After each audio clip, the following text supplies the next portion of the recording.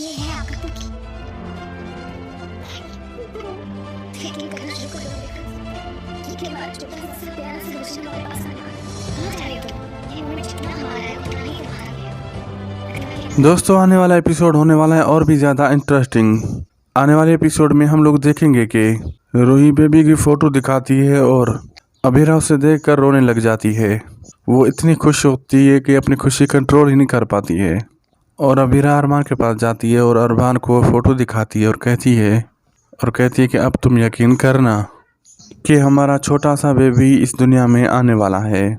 और अभीरा रूही का धन्यवाद करती है और कहती है कि तुम्हारा बहुत बहुत धन्यवाद रोहित, तुमने जो हमें इतनी बड़ी खुशी दी है। और रोहित कहती है कि मैंने तुम्हें कहा था कि मैं तुम्हारी किसी भी बात को नहीं टालूंगी और मैं आज भी अपनी बात पर कायम ही हूँ।